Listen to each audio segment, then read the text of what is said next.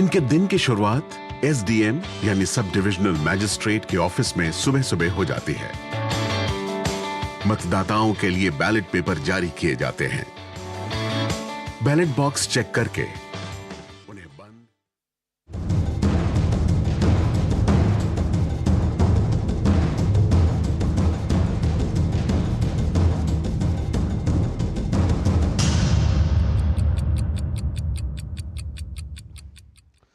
नमस्कार, DD news पर आप देखना शुरू कर चुके हैं हमारा खास प्रोग्राम। इस वक्त मैं हूं लाल चंद्र सिंह। अगले 1 घंटे में हम दिखाएंगे कुछ ऐसी खबरें जिन पर चर्चा जरूरी है। ये चर्चा हम करेंगे अपने संवाददाताओं के साथ और खास मेहमानों के साथ। और आज सबसे पहले बात करेंगे कि छठे चरण का मतदान कल है और इस बीच जो 7वें चरण का प्रचार है वो जबरदस्त तरीके से चल रहा है। तो इस पर आज सबसे पहले बात करेंगे और उसके बाद आज की खास चर्चा होने वाली है कि ये जो पूरा का पूरा चुनाव है ये क्या मोदी बनाम ऑल, यानी एक तरफ प्रधानमंत्री नरेंद्र मोदी और दूसरी तरफ सभी तमाम क्षत्रप तमाम नेता जो विपक्षी दल के हैं, क्या ये चुनाव उस तरफ जा रहा है? प्रधानमंत्री नरेंद्र मोदी ने भी इस बारे में बहुत कुछ कहा है, तो हम आपको इसी पर आज खास चर्चा करके दिखाएंगे। और इसके बाद कि मतदान के आंकड़े को लेकर आपने हाल के दिनों में खबर सुनी होगी। लोग कहते हैं कि भाई ये आंकड़ा इतने दिनों बाद क्यों आया, इतना समय क्यों लगा, ये आंकड़ा इतना बढ़ क्यों गया। तो इसको लेकर याचिका दायर की गई थी सुप्रीम कोर्ट में। तो सुप्रीम कोर्ट ने तगड़ी फटकार लगाई है कि मकसद क्या है इस तरह के चुनाव के दौरान इस तरह की याचिका का, और एक तरह से कहिए तो चुनाव आयोग को बड़ी राहत दी है। और इसके बाद बात करेंगे कि दिल्ली में भी कल ही मतदान है 7 सीटों के लिए। तो दिल्ली का चुनावी गणित क्या है, किसके सामने क्या चुनौती है, होंगे तमाम सवाल जवाब। लेकिन सबसे पहले इस वक्त की हेडलाइंस। प्रधानमंत्री नरेंद्र मोदी ने हिमाचल प्रदेश के शिमला में किया जनसभा को संबोधित। कहा, एक तरफ मोदी की गारंटी, दूसरी ओर कांग्रेस का झूठ। कांग्रेस की डरपोक सोच मोदी के मिजाज के साथ मेल नहीं खाती।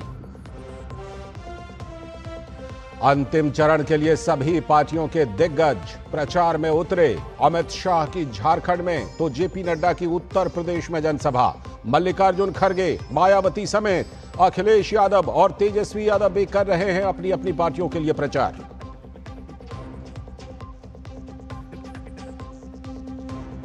छठे चरण के मतदान की तैयारी अंतिम चरण में। 8 राज्यों और केंद्र शासित प्रदेशों की 58 सीटों पर कल होगा मतदान। मतदान केंद्रों के लिए रवाना हो रही हैं पोलिंग पार्टियां। सुरक्षा के पुख्ता इंतजाम।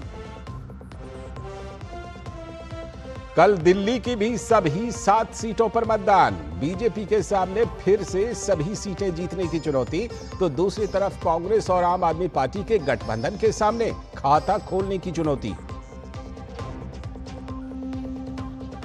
सूत्रों के हवाले से बड़ी खबर। नंदीग्राम हिंसा पर सख्त हुए पश्चिम बंगाल के राज्यपाल। मुख्यमंत्री ममता बनर्जी को लिखी चिट्ठी, फौरन कार्रवाई करने और कार्रवाई की रिपोर्ट सौंपने के दिए निर्देश। मतदान के पूरे आंकड़े बूथवार जारी करने को लेकर दायर याचिका पर आदेश देने से सुप्रीम कोर्ट का इनकार। कोर्ट ने याचिका दायर करने के टाइमिंग पर खड़े किए सवाल। कहा, यह याचिका सही समय और उचित मांग के साथ दायर नहीं की गई। और पूर्वी उत्तर भारत में आसमान से बरस रही है आग। राजस्थान में जानलेवा हुआ बढ़ता तापमान, कई लोगों की मौत। गुजरात, मध्य प्रदेश, यूपी, हरियाणा और पंजाब समेत कई राज्यों में गर्मी का कहर। फिलहाल अगले कुछ दिनों तक राहत मिलने के आसार नहीं।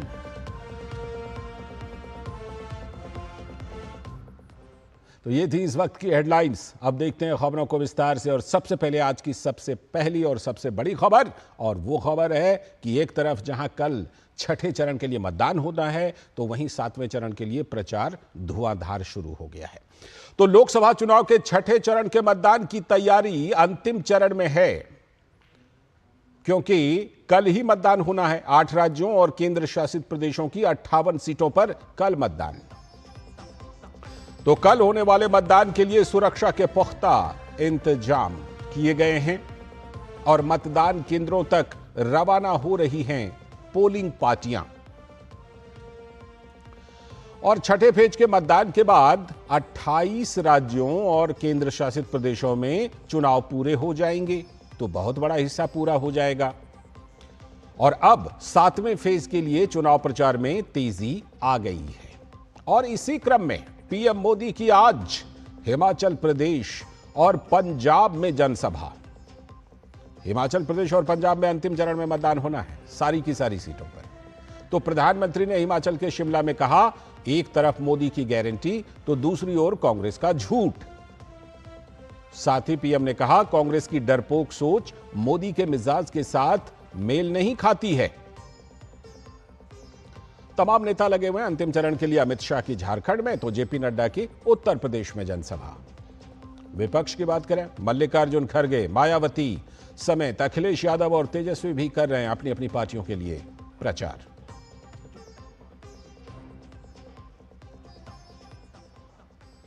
तो हिमाचल प्रदेश के सिरमौर नाहन में प्रधानमंत्री ने चुनावी जनसभा की। उन्होंने कहा कि यह दुर्भाग्य है कि कांग्रेस सत्ता में 60 साल तक रही, लेकिन कभी भी सामान्य वर्ग के लोगों के लिए आरक्षण की व्यवस्था नहीं कर पाई। 60 सालों तक कांग्रेस ने सोचा ही नहीं कि सामान्य वर्ग में भी गरीब होते हैं। क्या ब्राह्मण का बेटे परिवारों में गरीब कोई होता नहीं है क्या?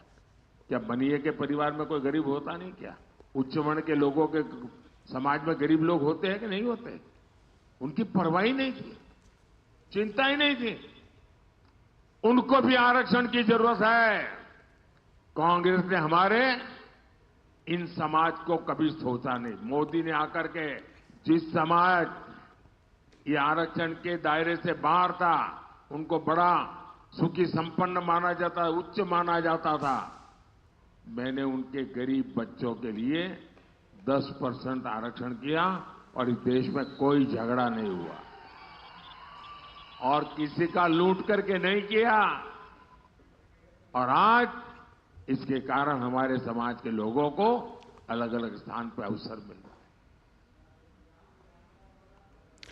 तो हमारे संवाददाता चंद्रशेखर हमारे साथ जुड़ रहे हैं और ज्यादा जानकारी के साथ। चंद्रशेखर, सबसे पहले तो जो प्रधानमंत्री ने आज अपनी जनसभा में बात कही, वो जो 10% आर्थिक आधार पर कमजोर वर्गों के लिए आरक्षण की बात है, उसकी वो चर्चा कर रहे थे। क्या कुछ खास बातें प्रधानमंत्री ने अपनी जनसभा में वहां पर उठाई हैं? देखिए, यहाँ पे कई सारे ऐसे मुद्दे थे जिनको प्रधानमंत्री से सुनना लोग चाहते थे। किस प्रकार से एग्रेशन यहाँ के लोगों में था कि केंद्र के प्रयास के बावजूद भी राज्य सरकार जिस प्रकार से उन चीज़ों को लागू नहीं कर रही थी, उसको लेकर काफ़ी एग्रेशन लोगों के मन में था और वो सुनना चाहते थे कि प्रधानमंत्री के मुख से भी कि वो चीज़ें उनके सामने आए। तो हाठी समुदाय यहाँ पर है जो कि एसटी का टैग उनको देने के लिए केंद्र सरकार ने अपनी तरफ से तो मंजूरी दे दी थी, लेकिन राज्य सरकार ने उसको अटकाया हुआ है।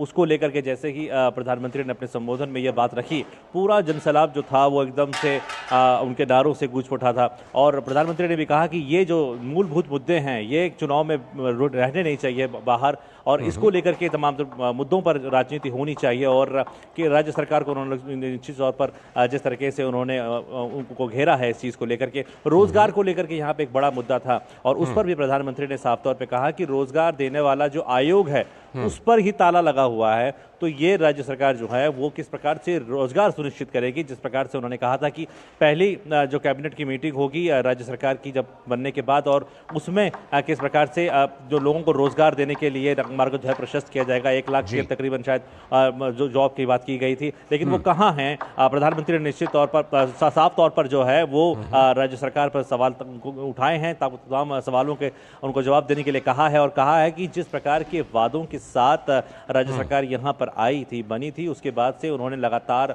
जो जनता है प्रदेश की उस पर कुठाराघात किया है, विश्वासघात किया है। और उन्होंने पूछा है कि कैसी सरकार को फिर से आप चुनना चाहेंगे या फिर ऐसे कैंडिडेट को फिर से आप सत्ता देना चाहेंगे क्या? तो निश्चित तौर पर सीधा हमला जो है वो राज्य सरकार पर किया है, उनकी नीतियों पर किया है और उनकी जो एंडिंग गवर्नेंस है उसको भी निश्चित तौर पर लोगों के सामने रखा है। ठीक है, मैं लौटता हूं आपके पास। हमारे साथ शैलेंद्र मिश्र भी हमारे साथ जुड़ चुके हैं उत्तर प्रदेश के गोरखपुर से। शैलेंद्र, 7वें चरण में मतदान होना है और धुआंधार प्रचार तो चल ही रहा होगा, लेकिन समाजवादी पार्टी के नेता एसटी हसन ने कह दिया है कि अगर हम सत्ता में आए तो मुसलमानों को आरक्षण देंगे। खुलकर कह दिया है। इस बयान का असर चुनाव प्रचार में दिख रहा है क्या, 7वें चरण के प्रचार में?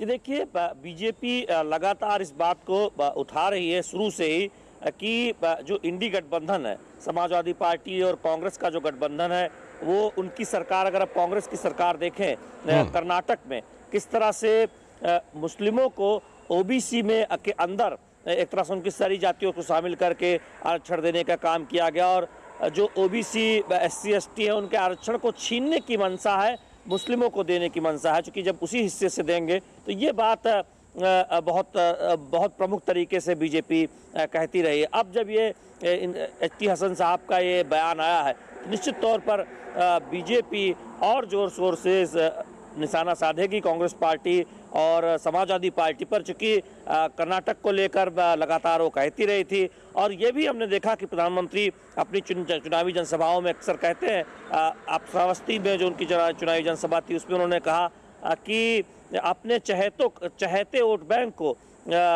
छीन कर देने की मंशा इस गठबंधन में है, इंडी गठबंधन समाजवादी पार्टी और कांग्रेस का जो गठबंधन है। तो बहुत करारा निशाना पहले से ही हम देख रहे हैं कि बीजेपी और उनके शीर्ष नेता समाजवादी पार्टी और राहुल गांधी कांग्रेस पार्टी पर साधते रहे, और एसटी हसन के इस बयान के बाद निश्चित तौर पर और ज्यादा हम देखेंगे कि आरोप लगेंगे और ज्यादा सवाल उठाए जाएंगे समाजवादी पार्टी की मंशा पर। बिल्कुल, मैं लौटता हूं आपके पास। चंद्रशेखर, आपसे ये जानना चाहूंगा कि प्रधानमंत्री ने जो रैली की उसमें तमाम बातें कहीं, प्रधानमंत्री का आज और क्या क्या कार्यक्रम है, और प्रधानमंत्री जब खास तौर पर हिमाचल प्रदेश में जा रहे हैं, पंजाब में जा रहे हैं, तो किन किन मुद्दों को विशेष रूप से उठा रहे हैं? देखिए, हिमाचल और पंजाब के दोनों ही मुद्दे अपने अपने जगह पे अलग अलग स्थानीय मुद्दे हैं। यहाँ पर जिस प्रकार से मैंने आपको बताया कि ये सिरमौर और किन्नौर का जो इलाके हैं, तमाम इलाके, इनमें ST जो आरक्षण है उसको लेकर के यहाँ पर मुद्दा है, रोजगार यहाँ पर को लेकर के यहाँ पर मुद्दा है, और एंटी इनकम्बेंसी जिस प्रकार से है राज्य सरकार को लेकर के लोगों के मन में, उन तमाम मुद्दों को यहाँ पर उठाया जा रहा है। किस प्रकार से जो राज्य सरकार यहाँ पर चुन करके आई और उन्होंने जो वादे किए थे उनकी वादा खिलाफी का मुद्दे जो हैं वो यहाँ पर उठाए जा रहे हैं। और पंजाब में भी कमोवेश यही माहौल है, क्योंकि वहाँ पर जिस प्रकार से आम आदमी पार्टी की सरकार है, लेकिन अब चुनाव, अब दिल्ली में तो वो एक साथ लड़ रहे हैं, लेकिन पंजाब में अगर आप देखते हैं तो वो अलग थलग पाए जा रहे हैं। तो ये भी मंशा जो है वो भी प्रधानमंत्री जो है अपने रैलियों के माध्यम से लगातार उन लोगों के सामने रख रहे हैं कि किस प्रकार से अपने चुनावी फायदों के लिए, अपने राजनीतिक फायदों के लिए ये जनता के जो वोट हैं उनके साथ भी खेल रहे हैं, उनकी भावनाओं के साथ भी खेल रहे हैं, और ये तमाम मुद्दे जो हैं प्रधानमंत्री अपने मंच से लोगों के सामने लगातार रख रहे हैं। शैलेंद्र, एक तो सबसे पहले ये भी बताइएगा कि कौन कौन से बड़े नाम प्रचार कर रहे हैं। दूसरी बात, मैं एक बार फिर से उसको जोड़ूंगा कि जब एसटी हसन का बयान आया है तो मुख्यमंत्री योगी आदित्यनाथ ने भी एक बड़ा बयान दिया है। कहा है कि जो कुछ जातियों को आरक्षण मिलता रहा है उसकी उत्तर प्रदेश में वो समीक्षा करेंगे। तो बीजेपी ने इसे एक बड़ा मुद्दा बना लिया है। देखिए, जहां तक बड़े नामों के चुनाव प्रचार का सवाल है, उत्तर प्रदेश में हम जानते हैं कि धुआंधार चुनाव प्रचार खुद बीजेपी की तरफ से शीर्ष नेता प्रधानमंत्री नरेंद्र मोदी कर रहे हैं। आज जरूर उनकी रैली उत्तर प्रदेश में नहीं है, कल हम देखेंगे कि वो गाजीपुर में एक चुनावी जनसभा को संबोधित करेंगे। आगे भी तमाम रैलियां 7वें चरण में देखने को मिलेगी। उत्तर प्रदेश में के मुख्यमंत्री योगी आदित्यनाथ धुआंधार प्रचार कर रहे हैं। इसके साथ ही साथ तमाम नेता अखिलेश यादव और राहुल गांधी, उनकी चुनावी जनसभाएं हो रही हैं। कल गोरखपुर में एक चुनावी जनसभा होनी है, अखिलेश यादव और राहुल गांधी की संयुक्त जनसभा। तो चुनाव प्रचार के लिहाज से निश्चित तौर पर बहुत हम कह रहे हैं कि ये जो चरण है, अंतिम चरण, अब उसकी तरफ एक धुआंधार चुनाव प्रचार देखने को मिल रहा है। जहां तक आपने जो मुद्दा उठाया, जो बात कही कि आरक्षण के मुद्दे को लेकर जो एक दूसरे पर आरोप प्रत्यारोप, बहुत एक तरह से देखें कि बीजेपी ने शुरू से ही इस बात को बहुत सामने रखा है और बड़े ही सधे हुए अंदाज में बीजेपी के शीर्ष नेताओं ने इस बात को सामने जनता के रखा कि मनसा इंडी गठबंधन की जो है उससे जनता को समझना चाहिए। और हमने देखा कि इस पे बहुत आरोप प्रत्यारोप के दौर आरक्षण के मुद्दे पर देखने को मिले हैं, चाहे वो सत्ता पक्ष की तरफ से हो या विपक्ष की तरफ से। आप कुछ पूछना चाह रहे हैं शायद? बिल्कुल, बहुत बहुत शुक्रिया शैलेंद्र, गोरखपुर से जुड़ने के लिए, और मंडी से चंद्रशेखर आपका भी जुड़ने के लिए बहुत बहुत शुक्रिया। और अभी आगे हम बढ़ेंगे और आगे आज की जो खास चर्चा है उस खबर की बात करेंगे कि मोदी बनाम ऑल ये चुनाव होता जा रहा है। इसी पर आज की हमारी खास चर्चा है। हमारे खास मेहमान जुड़ेंगे भी चर्चा के लिए, लेकिन पहले कुछ बड़ी बातें देख लीजिए। छठे चरण के मतदान के साथ ही जनादेश की चर्चा जोरों पर है कि किसके पक्ष में जनादेश जाने वाला है। लेकिन लोकतंत्र के इस महोत्सव को लेकर जनता में उत्साह भी काबिले तारीफ है। देखिए कितनी गर्मी है, फिर भी 60% से ऊपर मतदान हो रहा है। 21वीं सदी की सबसे मजबूत स्थिति में भारत का सशक्त नेतृत्व दुनिया के लिए चर्चा का विषय है।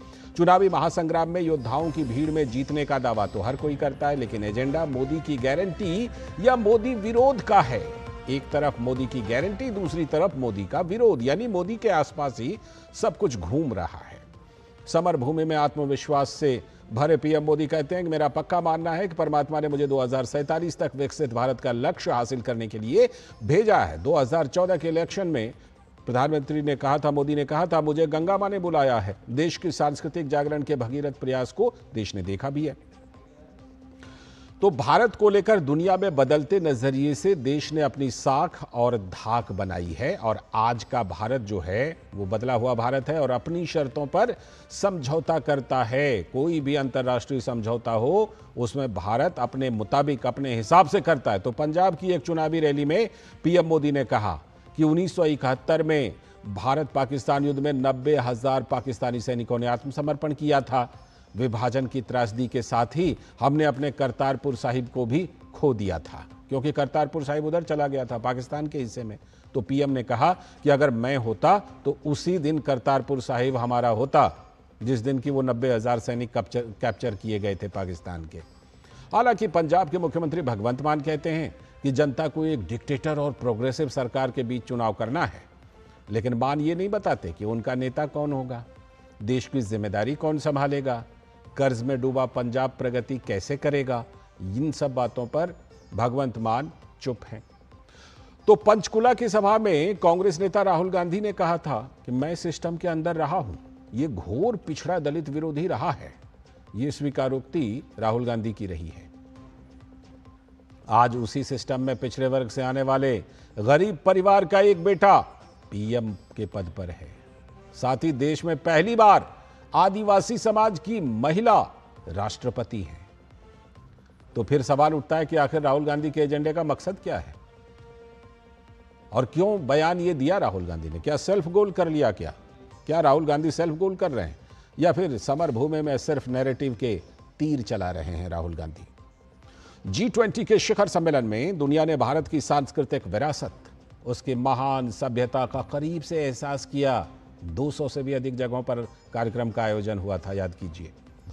तो बिल्कुल चप्पे चप्पे से रूबरू कराया मोदी सरकार ने।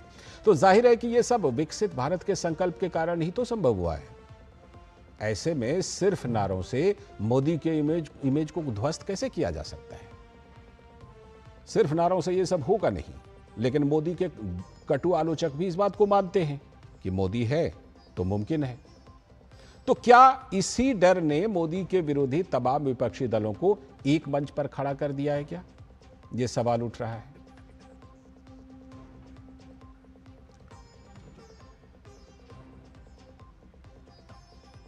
तो प्रधानमंत्री मोदी ने पंजाब में इस बार जो पहली रैली की वो पटियाला में की।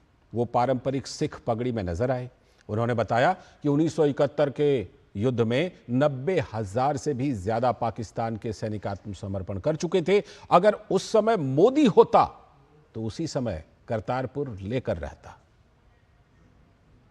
साथियों, यही कांग्रेस है जिसने सत्ता के लिए देश का बंटवारा किया, और बंटवारा भी ऐसा किया कि 70 साल तक हमें करतारपुर साहिब को दूरबीन से दर्शन करने पड़ते थे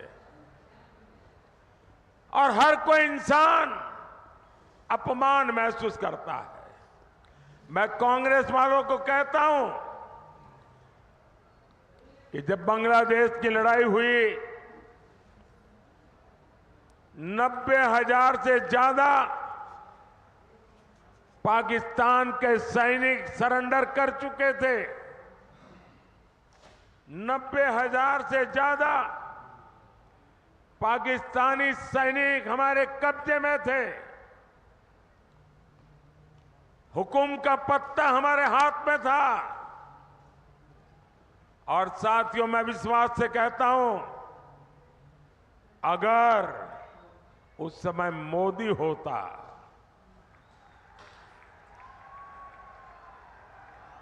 अगर उस समय मोदी होता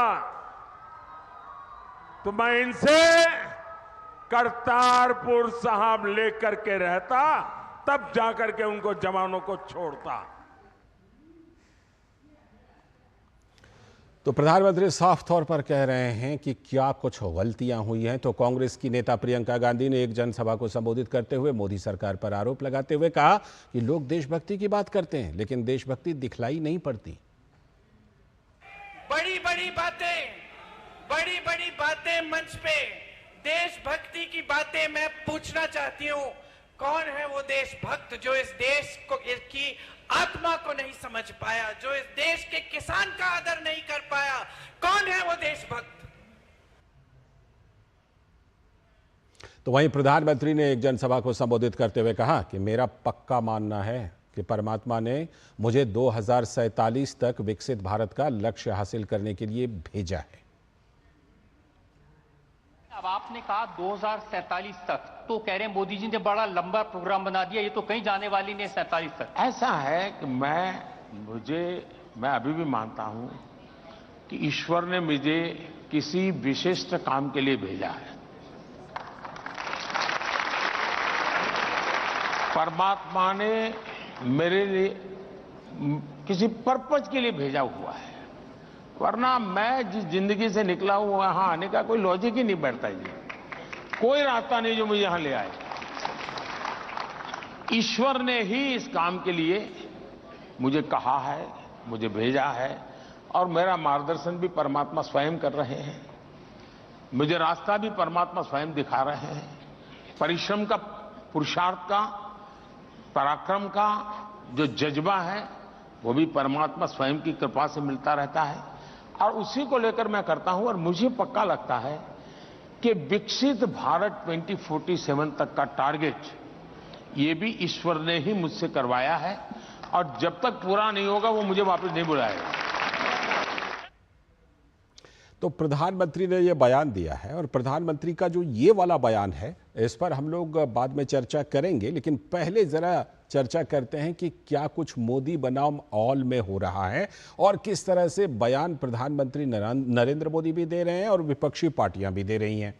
उधर जो बयान आ रहा है, आपने प्रियंका गांधी के बयान को सुना, और प्रधानमंत्री मोदी ने जो 71 के युद्ध की बात की, करतारपुर साहिब की बात की, उन तमाम चीज़ों पर चर्चा करने के लिए हमारे साथ हमारे सलाहकार संपादक विनोद मिश्र जी हमारे साथ जुड़े हुए हैं। साथ में शिवम छाबड़ा जी हमारे साथ, भारतीय जनता पार्टी के प्रवक्ता, बहुत बहुत स्वागत। और कांग्रेस के प्रवक्ता भी हमारे साथ जुड़ेंगे कुछ देर में, लेकिन हम फिलहाल चर्चा की शुरुआत कर लेते हैं विनोद जी से। विनोद जी, जिस तरह से कि प्रधानमंत्री ने पंजाब में इस मुद्दे को उठाया, प्रियंका गांधी का जवाब भी आया उस पर, जाहिर सी बात है कि कहीं ना कहीं ये लगता है कि प्रधानमंत्री नरेंद्र मोदी की आप जनसभाएं देख लीजिए, आप तमाम टेलीविज़न चैनल को दिए जाने वाले उनके इंटरव्यूज़ को देख लीजिए, ऐसा लग रहा है कि कुल मिलाकर के ये चुनाव जो है वो मोदी बनाम ऑल, यानी एक तरफ मोदी, दूसरे तरफ तमाम विपक्षी नेता, ये बनता हुआ नजर आ रहा है क्या? लाल जी, प्राइम मिनिस्टर मोदी ने जो पंजाब के पटियाला के सम्मेलन में जनसभा में जो बात कही है वो बात गौर करने वाली है। और प्राइम मिनिस्टर मोदी ने जो उस समय के भारत और आज के भारत की बात कही है, ये बात भी समझने की जरूरत है जी। उन्होंने कहा कि जो बात कही थी उन्होंने कि एक तो देखिए विभाजन की वो त्रासदी, और विभाजन की उस त्रासदी में जब हम दरबार साहिब जो आप कह सकते हैं कि पूरे पंजाब में उनसे ज़्यादा कम ही ऐसे इम्पॉर्टेंट हमारे धार्मिक स्थल हैं जिसमें करतारपुर साहिब का, और जिसे आप दरबार साहिब गुरुद्वारा कहते हैं, उसका एक स्थान है। और हम उसको गवा चुके थे। पंजाब में जो डिवीजन था, बंटवारा था, उसमें गुरुद्वारा हमें ये क्लेम करने का भी हक नहीं मिला कि हमारा सबसे बड़ा एक धार्मिक स्थल है, हमारा पवित्र स्थल है, वो हमें मिलना चाहिए। अच्छा, वो भी बॉर्डर लाइन के कितना नजदीक था ना, एकदम बिल्कुल। तो प्राइम मिनिस्टर मोदी ने कहा कि भारत के साथ में ये मौका था, 1971 में ये मौका आया था कि भारत जब 5000 स्क्वायर किलोमीटर से ज्यादा पाकिस्तान के जमीन के अंदर वहां बैठी थी भारत की सेना, 90,000 से ज्यादा फौज आत्मसमर्पण कर चुका था। भारत के साथ यह मौका था कि वो सारी चीज, पाकिस्तान उस समय में इतना डिमोरलाइज था कि भारत अपनी शर्तों पे यह समझौता कर सकता था। लेकिन हमारी नई पीढ़ी को यह समझने की जरूरत है, जिस इंदिरा गांधी को लेके 1971 बांग्लादेश का युद्ध और इंदिरा गांधी का वो एक जो परसेप्शन बनाया गया, एक नैरेटिव बनाया गया जी, वो इंदिरा गांधी का आप कह सकते हैं कि नादानी, जिसकी आप कह सकते हैं कि बहुत ही राजनीतिक रूप से वो भारी गलती, एक आप कह सकते हैं कि एक इमेच्योर पॉलिटिशियन, और उधर जुल्फिकार भुट्टो की चालाकी। और उस चालाकी के कारण में आप देखिए कि आपने जो समझौता किया, वो समझौता का इतना ब्लंडर पॉइंट था कि आपने 90,000 फौज को सम्मान के साथ वापस किया, आपने पाकिस्तान की सारी जमीनें वापस की। भारत की इतनी जल्दीबाजी दिखी, वो कौन सा एक दबाव था, वो कौन सा प्रेशर ग्रुप था दुनिया का कि भारत को अपनी शर्तों पे भी समझौता करने के लिए मजबूर कर नहीं, शर्तों पे समझौता करने के लिए एकदम ऐसा लग रहा था कि इंदिरा गांधी शायद झुक गई है। और उसके बाद की हालत देखिए जी कि उसका बदला लेने के लिए किस तरह से पाकिस्तान में जो भारत पूर्वी पाकिस्तान का जो बांग्लादेश बना, उसी के बदले में पाकिस्तान का जो एक टेररिज्म का नासूर खड़ा हुआ था, जो जुल्फिकार अली भुट्टो के का वहां पे फांसी की सजा मिली, और उसके बाद जनरल जिया का समय आया। ठीक है। तो ये इतिहास के इतने बड़े जो काले अध्याय हैं, उस अध्याय की चर्चा करते हुए प्राइम मिनिस्टर मोदी ने कहा कि देश की ताकत जी, जो नेतृत्व की ताकत होती है, और एक नेतृत्व जो है वो कैसे अपने एक ब्लंडर से इतिहास को किस तरह से एक ब्लैक पेज पे आप कह सकते हैं कि उसको ढक देता है। अगर करतारपुर साहिब उस दौर में मोदी होता तो वही बात कह रहे थे कि वो आज हमारा होता। तो ये देश को समझने की जरूरत है कि हमने इतिहास में बहुत ऐसी गलतियां की है जिसका जुर्माना हम आज भी चुकता। शायद इसी के लिए जो 1971 की लड़ाई और उसका जो परिणाम है, उसके लिए बड़ा एक बात कही जाती है कि युद्ध के मैदान में जो फौज ने जीता, भारत के संदर्भ में बात कर रहा हूं, कि युद्ध के मैदान में जो फौज ने जीता, टेबल पर नेताओं ने उसी चीज को खो दिया। हमारे साथ अमृत गिल जी भी जुड़ गई हैं, कांग्रेस की प्रवक्ता। बहुत बहुत स्वागत अमृत जी इस चर्चा में आपका। मैं पहले आप ही के पास आता हूं। प्रधानमंत्री ने जिक्र किया कि करतारपुर साहिब को लेकर के और तमाम और चीजों को लेकर कांग्रेस ने बड़ी बड़ी और ऐतिहासिक गलतियां की हैं। हालांकि आपकी तरफ से जवाब जरूर दिया जाएगा, लेकिन कहीं ना कहीं प्रधानमंत्री ने पंजाब के चुनाव में कांग्रेस को घेरने के लिए यह बड़ा मुद्दा उठा दिया है। प्रधानमंत्री मैं कहूं कि पूरी तरीके से हिल चुके हैं मेरे देश के प्रधानमंत्री। कभी भगवान के नाम पे वोट मांगते हैं, कभी ये कहते हैं कि वोट ही मुझे भगवान देंगे। तो और पंजाब में पंजाब के लोगों की नफरत जो मोदी जी के लिए है, तो आपके इनके जो एमपी के कैंडिडेट्स हैं उनको देखिए, कहीं उनको घुसने नहीं दिया जा रहा। तो आज अगर पास्ट में जाएंगे तो हमारे पास बहुत सारी बातें हैं, बात अगर निकलेगी तो बहुत दूर तक जाएगी। जब 1942 में क्विट इंडिया मूवमेंट चल रहा था तो हिंदू महासभा ने अंग्रेजों का साथ दिया था, तब प्रधानमंत्री उसके बारे में क्यों नहीं कहते। 1947 में अगर ये प्रधानमंत्री होते और इनकी आरएसएस आइडियोलॉजी होती तो हम अभी तक आजाद ही नहीं हुए होते। 1971 की बात करते हैं, 1971 में 90,000 ट्रूप्स ने सरेंडर किया, हमने बांग्लादेश लिबरेट कराया, वो याद नहीं है। अब जब प्रधानमंत्री होते अगर ये कुछ और कर देते, ये सपने की खिचड़ी बना रहे हैं। और अभी जो चाइना ने हमारे टेरिटरी में एंटर किया उसके लिए ये क्या कर रहे हैं। मणिपुर में जो हालात बिगड़े उसके लिए क्या किया। 10 साल इनकी सत्ता रही, उसकी बात नहीं करेंगे, 70-71 की बात करेंगे। 10 साल में जो बेरोजगारी, ठीक है, महंगाई, इसका जवाब तो शिवम जी देंगे। पे फायदा हुआ जीएसटी से, वो गिना तो दे।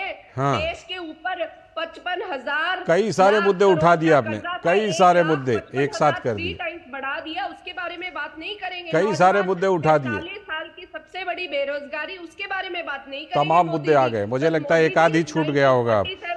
लेकिन जिस मुद्दे पर आज बात कर रहे हैं अमृत जी, जिस मुद्दे पर आज बात कर रहे हैं, जिस मुद्दे पर हम लोग बात कर रहे हैं, वो ये था कि करतारपुर वाला जो करतारपुर साहिब गुरुद्वारा है, उसको लेने का दो मौका, कम से कम 2 बड़े मौके ऐसे आए जिसमें कि हम उसको ले सकते थे। चाहे जिस समय विभाजन के समय अगर हम बात रखते कि भाई सिर्फ इतनी दूरी पर ये बॉर्डर के पास है तो ये हिस्सा हमें दे दो।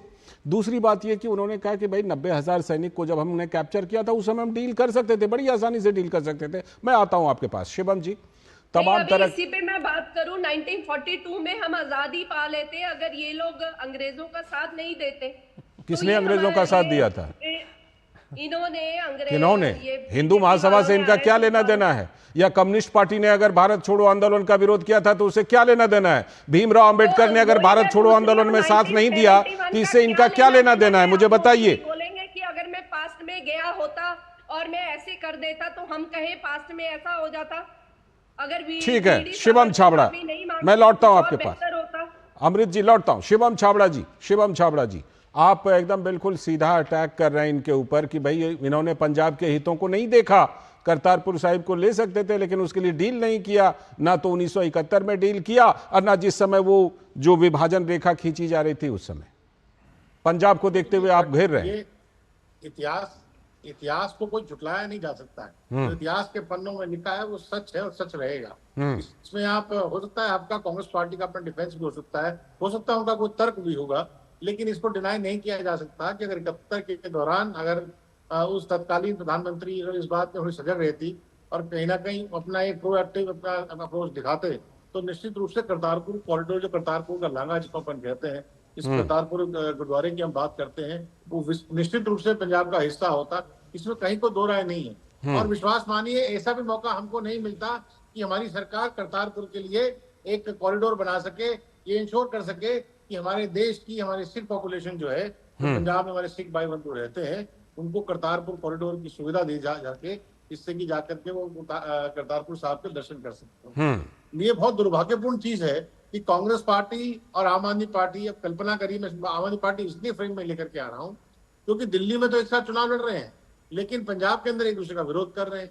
अब इनसे पूछ लीजिए कि क्या वास्तव में इस बात के वो पक्षधर थे कि साहब करतारपुर कॉरिडोर पे उनका क्या स्टैंड रहा? इसका जवाब उनको देना चाहिए।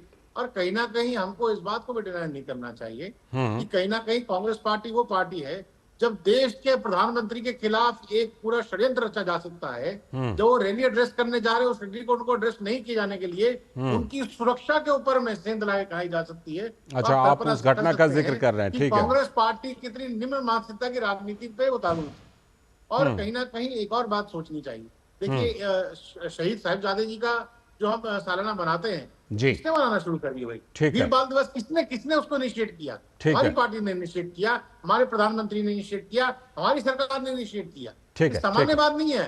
550 साल है जो हमने गुरु नानक देव जी के जन्मदिन पे हमने मनाया, तो हमने एक हिंदुस्तान नहीं, समूचे विश्व के अंदर, हिंदुस्तान की हर एम्बेसी के अंदर में सरकार ने उसको मनाने का काम किया। इसलिए हमारे को मत सीख दीजिए कि हमने सिख धर्म के लिए क्या किया। इसलिए हमें सीख देने की आवश्यकता नहीं है।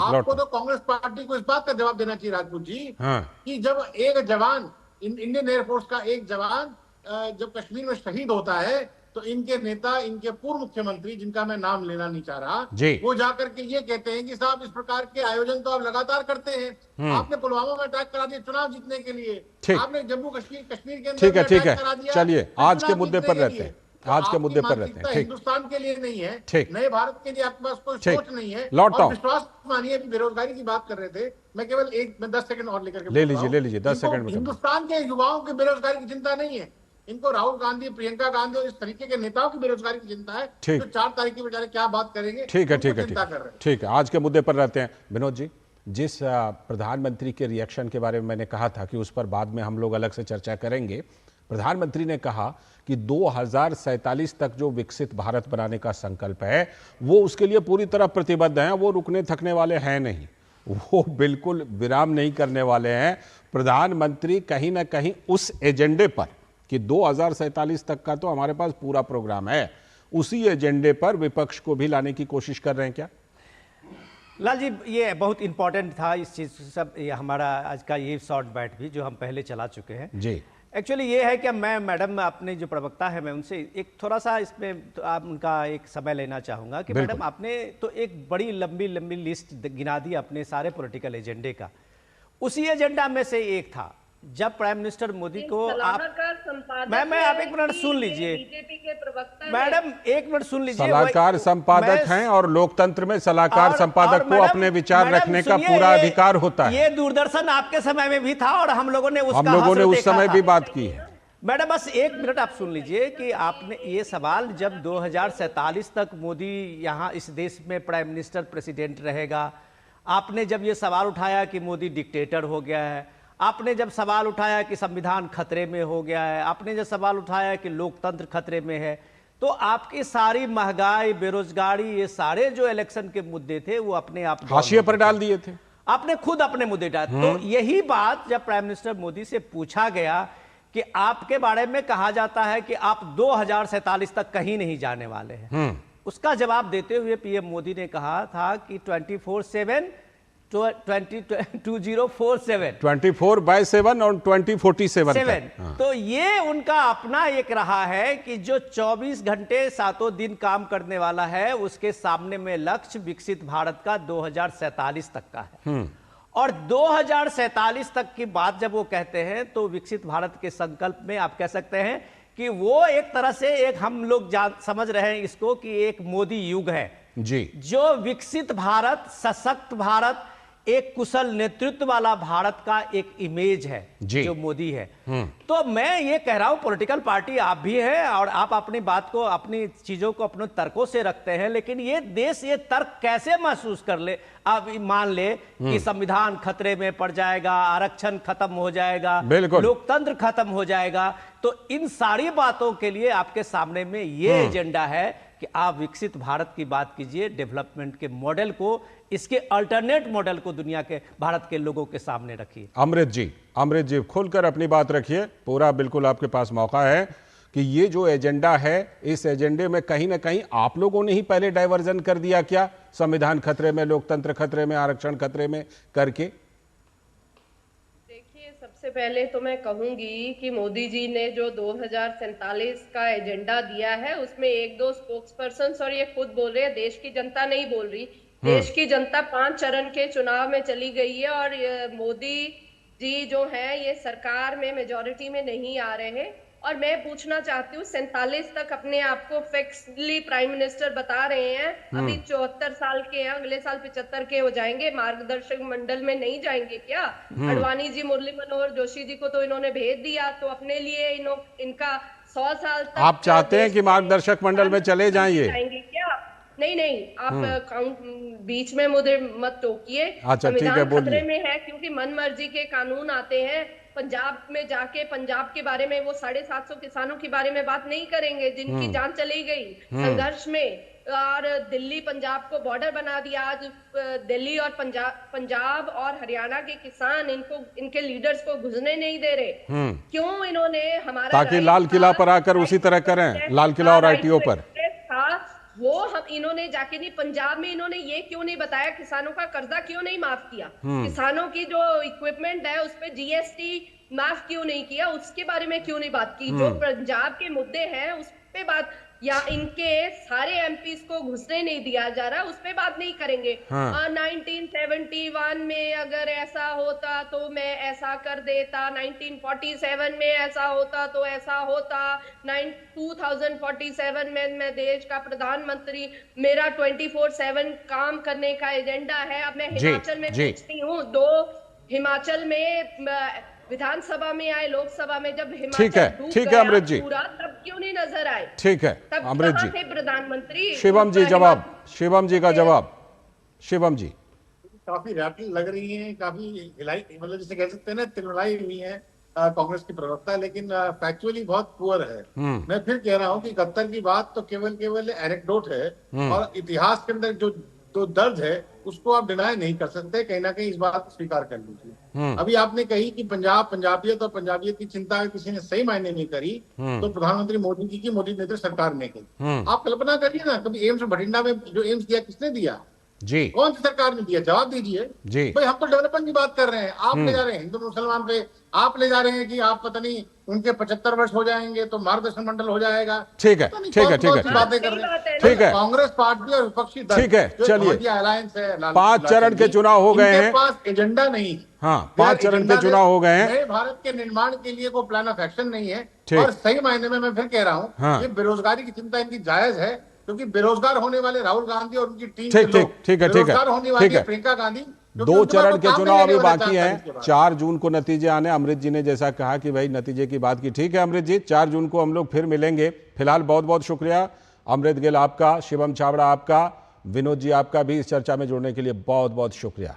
अभी वक्त है एक ब्रेक का, और ब्रेक के बाद जब लौटेंगे तो सुप्रीम कोर्ट के एक बड़ी सुनवाई की बात करेंगे कि क्या कुछ सुप्रीम कोर्ट ने मतदान के आंकड़ों के जारी होने को लेकर कहा है।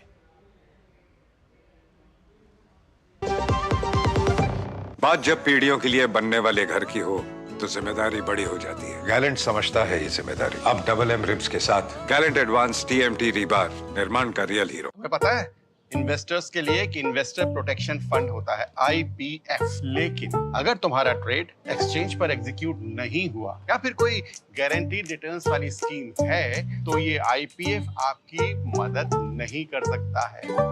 और अगर आपका ब्रोकर ही डिफॉल्टर बन जाए तो फिर IPF आपको कॉम्पेंसेशन दिला सकता है। कहां से सीखा? NSE की साइट पर। सोच कर समझ कर इन्वेस्ट कर। स्वागत है ब्रेक के बाद। डीडी न्यूज पर आप देख रहे हैं इस वक्त, और अब आज की एक और बड़ी खबर, और यह बड़ी खबर सबसे बड़ी अदालत से आई है।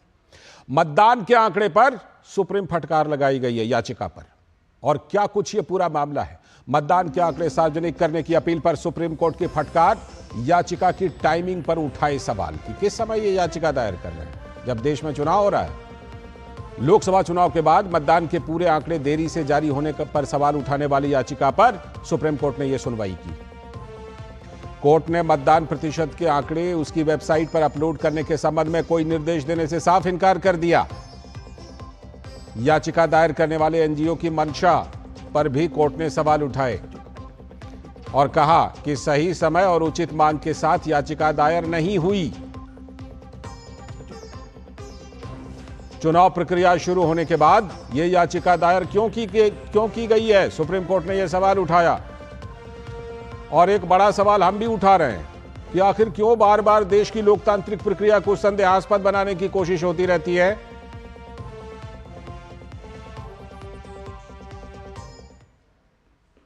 तो प्रधानमंत्री नरेंद्र मोदी ने निर्वाचन आयोग की निष्पक्षता पर विपक्ष के आरोपों का पलटवार किया है।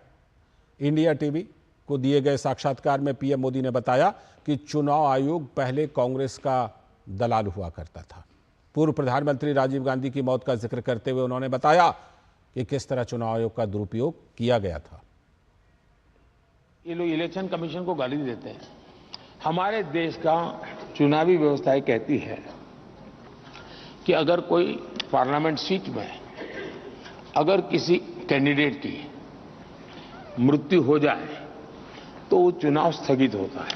ठीक है, अगर कोई पार्लियामेंट का कैंडिडेट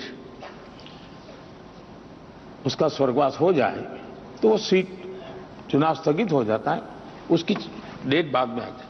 कोई मुझे बताए कि राजीव गांधी नाम का एक व्यक्ति जो पार्लियामेंट के चुनाव का कैंडिडेट था, उनकी आतंकवाद में हत्या हो गई, उनकी सीट कैंसिल होनी चाहिए थी, रुकनी चाहिए थी चुनाव, लेकिन उस समय के इलेक्शन कमीशन ने पूरे देश का चुनाव रोक दिया।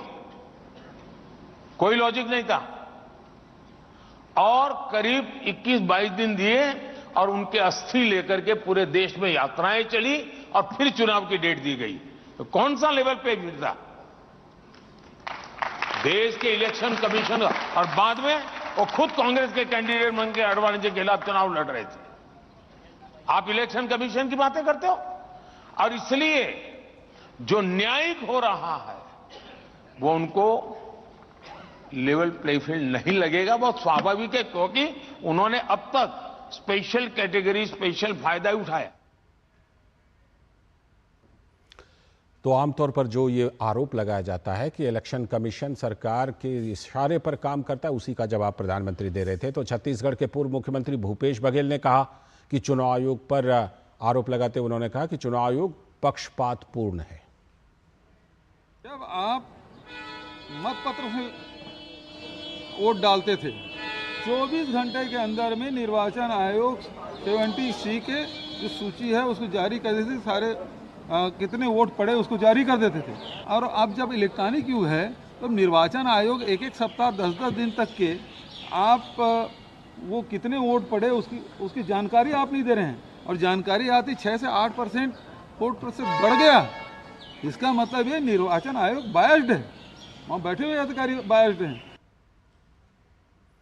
तो लगातार एक नैरेटिव बनाने की कोशिश हो रही है, लेकिन सुप्रीम कोर्ट में क्या कुछ हुआ है? हमारे संवाददाता विकास सारथी हमारे साथ जुड़ रहे हैं। विकास, जिस तरह से ये याचिका डाली गई थी, इस याचिका, क्योंकि जो याचिका डाली गई थी इसके बारे में बहुत सारे लोग चर्चा कर तो रहे थे, लेकिन ये याचिका डाली गई, सुप्रीम कोर्ट ने क्या इस याचिका में कोई मेरिट नहीं पाया जो इस तरह की टिप्पणी की? नहीं, ऐसा नहीं लालचंद की मेरिट नहीं है। सुप्रीम कोर्ट ने 2 चीजों पर सवाल उठाए हैं। पहला, टाइमिंग पर सवाल उठाया है और ये कहा कि एक बिल्कुल समान याचिका, सिमिलर पिटीशन इसी याचिकाकर्ता संगठन की 2019 में जो दायर हुई थी वो लंबित है। तो कोर्ट ने यहाँ पर ये कहा कि जब वो 2019 की याचिका में मुख्य मांग ही आपकी यही है कि जल्द से जल्द यानी 48 घंटे के भीतर पूरा डेटा दे दिया जाए कि कितने वोटिंग परसेंटेज रही, जब वो पेंडिंग है उस पर सुप्रीम कोर्ट की एक अन्य बेंच सुनवाई कर रहे हैं। तो चुनाव की प्रक्रिया के बीच में आके, यानी जब चुनाव की अधिसूचना जारी हो गई थी उसके बाद ये पिटीशन दाखिल की गई। इसके भी अलावा कोर्ट ने भी कहा कि जैसे अभी रिसेंट में जब ये एक चुनाव आयोग ने कहा कि 6 से 8% वोट परसेंट बढ़ा है 3 दिन बाद, क्योंकि काउंटिंग कंप्लीट नहीं थी, उसके बाद एक आईए लगाई गई। कोर्ट ने यह कहा कि ये क्या आप इलेक्शन कमीशन के जब कोई इस तरह के नोटिसेज आएंगे या कोई इस तरह की सूचना आएगी तो आप हर एक चीज पे याचिका लेके आएंगे। जब 2019 से ये मामला लंबित है तो कोर्ट को उसमें सुनवाई करके अंतिम फैसला देना है। दूसरी बात यहाँ पर सुप्रीम कोर्ट ने ये कही कि इसी सुप्रीम कोर्ट के पुराने फैसले हैं जिनमें ये कहा गया है कि जब एक बार चुनाव की प्रक्रिया शुरू हो जाती है तो कोई भी ऐसी याचिका मंजूर नहीं की जानी चाहिए जिससे मौजूदा प्रक्रिया पर कोई बदलाव आए। यानी जब एक बार अधिसूचना जारी हो गई तो वो उन्हीं नियमों के तहत होगी, वही नियम लागू होंगे जो पहले से चले आ रहे हैं। बीच चुनाव में आकर के आप एक नई डिमांड नहीं कर सकते। ये टेक्निकल ग्राउंड से जिन पर कोर्ट ने सीधे सीधे याचिकाकर्ता पे सवाल उठाए और ये कहा कि ये जो है एक भ्रम की स्थिति पैदा करते हैं। जब आपकी याचिका पहले से लंबित है तो आप उस पर आर्ग्यू कीजिएगा जब वो सुनवाई के लिए आएगी। तो ये बहुत ही तकनीकी मामला था जिस पर कोर्ट ने कहा कि हम एक वेकेशन बेंच के तौर पर, खास तौर से क्योंकि वेकेशन बेंच बहुत ब्रीफ हियरिंग करती है, संक्षिप्त सुनवाई करती है और एक अंतरिम राहत देती है। तो वेकेशन बेंच इस तरह के मामले में आदेश नहीं दे सकती। नियमित जब सुनवाई होगी उसमें जो फैसला आएगा वो आने वाले दिनों में चुनावों पर लागू होगा, लेकिन बीच चुनावी प्रक्रिया में इस तरह की राहत नहीं दी जा सकती। जाहिर सी बात है कि भ्रम बनाने की कोशिश को कहीं ना कहीं सुप्रीम कोर्ट ने फिलहाल के लिए तो खारिज कर दिया है। बाद में जब इस पर विस्तार से सुनवाई होगी तो वहां पर सभी पक्ष बात रख पाएंगे। बहुत बहुत शुक्रिया आपका विकास सारथी इस खबर पर जुड़ने के लिए। अभी वक्त है एक ब्रेक का, और ब्रेक के बाद जब लौटेंगे तो बात करेंगे कि कल ही दिल्ली में भी चुनावी दंगल है, तो क्या कुछ दिल्ली के चुनाव को लेकर हाल है, इस पर करेंगे बात।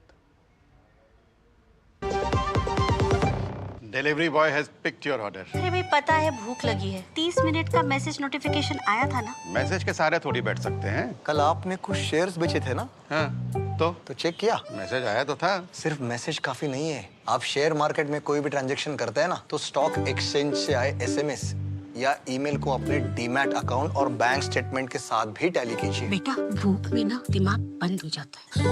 सोच कर समझ कर इन्वेस्ट कर। बात जब पीढ़ियों के लिए बनने वाले घर की हो तो जिम्मेदारी बड़ी हो जाती है। गैलेंट समझता है ये जिम्मेदारी। अब डबल M रिब्स के साथ गैलेंट एडवांस TMT रीबार, निर्माण का रियल हीरो। स्वागत है ब्रेक के बाद। आप देख रहे हैं डीडी न्यूज पर। इस वक्त अब बात करेंगे दिल्ली के दंगल की, क्योंकि दिल्ली में भी कल ही मतदान है। तो राष्ट्रीय राजधानी क्षेत्र दिल्ली की 7 सीटों पर कल ही यानी 25 मई को मतदान होना है। दिल्ली की 7 सीटों पर कल यानी छठे चरण में मतदान होना है। तो क्या कुछ नैरेटिव है? जेल का जवाब वोट से कैंपेन के बीच खुद मुख्यमंत्री अरविंद केजरीवाल कांग्रेस पार्टी और आम आदमी पार्टी की जिम्मेदारी उठाए हुए हैं। राष्ट्रीय राजधानी में देश का मुद्दा आगे रहता है, लेकिन नेताओं का यहां पर ज्यादा जोर तो स्थानीय मुद्दे को लेकर है, क्योंकि यही उनको सूट करता है। विपक्ष के लिए शायद यह आसान टास्क बन जाता है, उनको सूट करता है लोकल मुद्दे को उठाना। बहुचर्चित शराब घोटाले और आप नेताओं की गिरफ्तारी को केजरीवाल लोकतंत्र के लिए कुर्बानी बता रहे हैं। कह रहे हैं हमने बहुत कुर्बानी दी है। भ्रष्टाचार के आरोप के बीच कोर्ट से जेल भेजने के आदेश के बावजूद केजरीवाल मुख्यमंत्री बने हुए हैं और तर्क भी दे रहे हैं। तर्क है कि अगर वो इस्तीफा दे देंगे तो ममता बनर्जी और पी विजयन से भी इस्तीफा लिया जाएगा।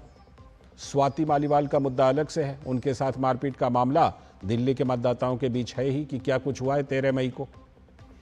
पिछले 2 लोकसभा सीटों की बात, चुनावों की बात कीजिए तो बीजेपी ने सभी की सभी 7 सीटें दिल्ली में जीती हैं। 2014 में भी और 2019 में भी। दिल्ली में आम आदमी पार्टी की सरकार है, लेकिन उसके बावजूद पार्टी ने अभी तक लोकसभा के लिए यहां से कोई खाता नहीं खोला है। जाहिर है कि बीजेपी की चुनौती जहां अपनी स्थिति यानी 7 की 7 सीटें बरकरार रखने की है, तो वहीं आम आदमी पार्टी और कांग्रेस के सामने चुनौती है अपनी खोई हुई जमीन को पाने की और कुछ खाता खोलने की। तो दिल्ली के मुख्यमंत्री अरविंद केजरीवाल ने कहा, मोदी सरकार पर आरोप लगाया और कहा कि वे लोग कहते हैं 100 करोड़ से ज्यादा का घोटाला हुआ, लेकिन इन्होंने तो 500 से ज्यादा छापेमारी कर ली, कहीं से चवन्नी भी नहीं मिली। बिल्कुल झूठे केस कह रहे हैं 100 करोड़ का घोटाला हो गया। अरे तुमने इतनी रेड मार ली, 500 से ज्यादा रेड मार ली, चवन्नी नहीं मिली कहीं पे। कहां गए 100 करोड़? हवा में उड़ गए? कहां गए 100 करोड़? तो लोकसभा चुनाव के छठे चरण में देश की राजधानी दिल्ली की सभी 7 सीटों पर जब वोट डाले जाएंगे, इससे पहले पीएम मोदी ने करप्शन का, भ्रष्टाचार का आरोप लगाते हुए आम आदमी पार्टी के मुखिया और दिल्ली के मुख्यमंत्री केजरीवाल पर जोरदार हमला बोला। पीएम ने दिल्ली के सीएम को अनुभवी चोर करार दिया। साथ ही यह भी बताया कि आखिर उनके घर क्यों नहीं नोटों की गड्डियां मिल पाई, यानी जो सवाल पूछा गया उसी का जवाब दिया। ऐसा है कि वो अफसर रहे हुए, इसको मालूम है कि सरकार किस प्रकार से करती है, उन चीजों की वो तो घेराबंदी कर ही लेंगे। जो अनुभवी चोर रहता है ना, उसको बड़ी सुविधा रहती है। जो सरकार में रहा हुआ अफसर होगा उसको मालूम होगा ईडी ऐसे जाएगी, सीबीआई ऐसे जाएगी, इतनी चीजों को चौक चौकन कर लीजिए, फिर प्रॉब्लम नहीं होगा। ये सोच के रखता है जी। जैसे आप लोग हैं इतने सालों, कोई भी पॉलिटिकल लीडर आएगा तो आप आराम से तय कर सकते हैं कि ऐसा करेगा। तो प्रधानमंत्री कह रहे हैं कि अनुभवी चोर है, इसीलिए पैसा नहीं मिला। गिरीश निशाना हमारे संवाददाता जुड़ रहे हैं इस खबर पर और ज्यादा जानकारी के साथ। गिरीश, मतदान की पूरी तैयारियां हैं और दोनों तरफ से बिल्कुल मुद्दे की बौछार है। भ्रष्टाचार एक बड़ा मुद्दा है, स्वाति मालीवाल का मुद्दा भी। बिल्कुल लालचंद, आपने ठीक कहा, भ्रष्टाचार तो एक बड़ा मुद्दा है ही, और अब हाल के दिनों में स्वाति मालीवाल भी एक मुद्दा बन गया है और सवालों के घेरे में खड़े हो गए हैं कि किस तरह से महिला सुरक्षा की बात की जा रही थी, तो क्या महिलाएं सुरक्षित हैं, इस पर भी सवाल खड़े हुए हैं। लेकिन दिल्ली पूरी तरह से इस समय 7 लोकसभा सीटों के मतदान के लिए पूरी तरह तैयार हो चुकी है। दिल्ली के अंदर 70 विधानसभा क्षेत्रों के अंदर 70 आदर्श मतदान केंद्र बनाए गए हैं लालचंद्र। इसके अलावा 70 पिंक बूथ भी बनाए गए हैं जहां केवल महिलाएं पूरी तरह से ऑपरेट करेंगी और दिव्यांगों के लिए खास तौर पर विशेष व्यवस्थाएं की गई हैं। कल मतदान के लिए कल सुबह 7 बजे से मतदान आरंभ हो जाएगा। सबसे दिलचस्प बात यह है कि 7 लोकसभा सीट पर 162 उम्मीदवार अपनी किस्मत आजमा रहे हैं। किसी किसी सीट पर 20 से ज्यादा उम्मीदवार अपनी किस्मत आजमा रहे हैं और देखना यह होगा कि 1,52,00,000 मतदाता किसे अपना नेतृत्व सौंपते हैं। कल सुबह 7 बजे से मतदान आरंभ होगा, शाम को 6 बजे तक यह मतदान चलेगा, लेकिन पारा बहुत ज्यादा है लालचंद्र। मैं आपको बताना चाहूं आज भी 45 के पार दिल्ली के अंदर पारा दिखाई दे रहा है, तापमान बहुत ज्यादा है। अब देखना होगा कि इस तापमान के भीतर मतदाता कितने घरों से बाहर निकलते हैं, वोटिंग करते हैं। हालांकि चुनाव आयोग ने विशेष अभियान चलाए हुए हैं कि लोग ज्यादा से ज्यादा घरों से बाहर निकलें। ठीक है गिरीश, कल जब मतदान होगी तो जरूर आपसे लगातार अपडेट हम लोग लेते रहेंगे। गर्मी तो है ही, आपने बिल्कुल सही बात कही, लेकिन फिर भी उम्मीद की जा रही है कि दिल्ली के लोग ज्यादा से ज्यादा बाहर निकलें, वोट करें। फिलहाल आज के इस वक्त में इतना ही। नमस्कार।